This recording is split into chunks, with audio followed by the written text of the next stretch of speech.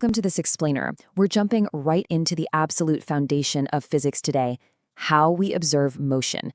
We're going to break down the mechanics of how things actually move, or as you're going to see in just a minute, how things kind of just appear to move depending on exactly where you're standing. So let's challenge a really basic assumption right out of the gate. Are you moving right now? Well, you might feel totally still just sitting there in your chair, but depending on who's actually looking at you, the answer to that question completely changes. Physics has a wildly different story to tell than your immediate senses do. Here's our agenda for today. First up, the basics of motion. 2, the relativity of rest. 3, distance versus displacement. 4, scalars and vectors. And finally, number 5, speed versus velocity. All right, section 1, the basics of motion, how things move through space. Now, objects can move in a few primary ways, right? You've got rotational motion, which is spinning on a fixed axis.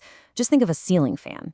Then there's oscillatory motion, where things vibrate back and forth around a middle line. But while things can definitely spin or vibrate, for this explainer, we're going to strictly focus on straight-line linear motion. That's also known as translational motion. Moving on to section 2, the relativity of rest. Why perspective is everything. Okay, so to really grasp this, we need to talk about a reference point. It's basically the anchor, or as our source material translates it so beautifully from Hindi, the sahara or support, that we use to determine the exact position or motion of an object. Think about it. You really can't locate something without comparing it to something else, right? It's exactly like using a highway sign to figure out how far away you are from Kanpur. And this right here brilliantly illustrates why motion is entirely relative. It absolutely always depends on the observer. Imagine an observer standing on a train platform. They see a train and all its passengers just zooming by in motion. But a passenger inside that exact same train, well, they see their family members sitting next to them perfectly at rest. Maybe just sharing a meal or passing a phone charger. Let's expand that out to the cosmos for a second. To someone on Earth right now, you are resting. But to an astronaut watching from space, you are on a giant rock, hurtling around the sun at insane speeds. So the absolutely crucial takeaway here is that both of those observers are 100% correct in their own frame of reference. Section 3, distance vs displacement, measuring the journey versus the gap. The difference between these two is actually pretty stark, and people mix them up constantly. Distance is the total length of the path you actually traveled. It tracks literally every twist, turn, and detour you take. Displacement, on the other hand, is just the shortest straight line drawn from start to finish. So while distance cares about every single step of your journey, displacement only cares about where you began and where you ended.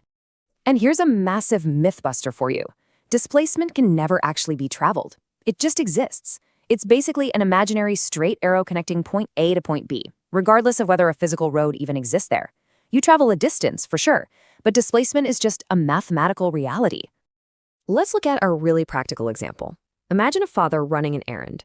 He walks 250 meters down to the shop. Then, oops, he realizes he forgot his cloth grocery bag, so he walks 250 meters back home. He grabs the bag, walks 250 meters to the shop again, and finally walks 250 meters back home. Now, let's do the math for that trip. Because he ended up exactly where he started, right back at home, his total distance is 250 plus 250 plus 250 plus 250. That is a full kilometer of walking. But his displacement, it's an absolute zero. All that physical effort, but fundamentally, there was zero change in his position from start to finish. So as a general rule of thumb, unless you are moving in a perfectly straight line without ever turning back, your distance is always going to be greater than your displacement. They are only exactly equal under one very specific condition, when you have perfectly straight-line unidirectional motion.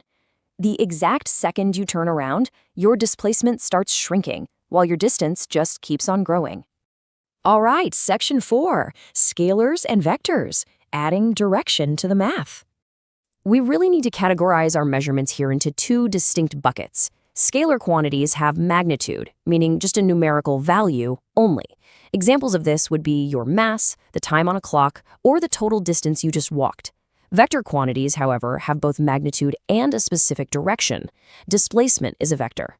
Basically, scalars just give you the raw number, while vectors give you the number plus an arrow pointing the way. And honestly, this brilliantly illustrates why vectors are so essential in the real world. Think about it.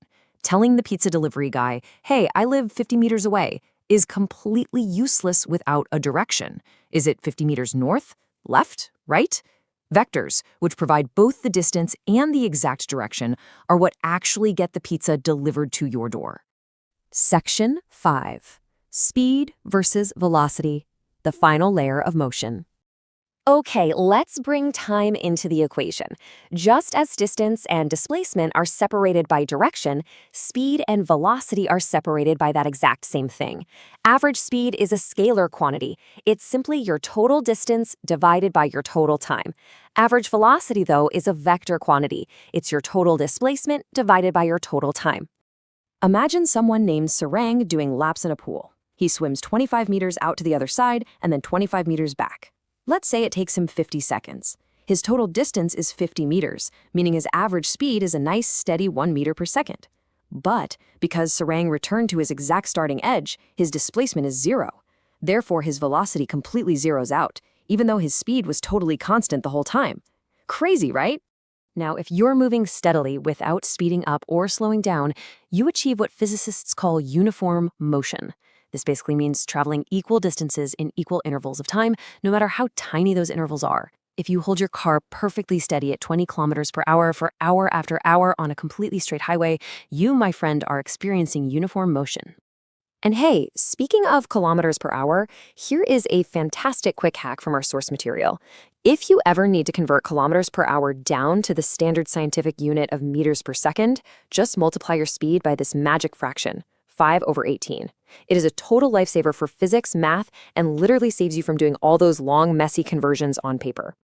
So the ultimate takeaway here is this. In absolutely any round trip, even if you travel thousands and thousands of miles across the globe, your average velocity will always be 0.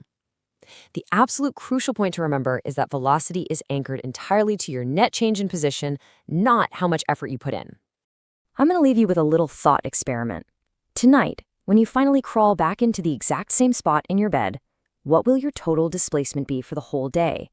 I mean, you'll have walked thousands of steps, maybe driven around for hours, but physics says your daily displacement, and therefore your average velocity for the entire day, will be a perfect 0. Think about that next time you go to sleep, and keep observing the world around you. Thanks for joining me on this explainer.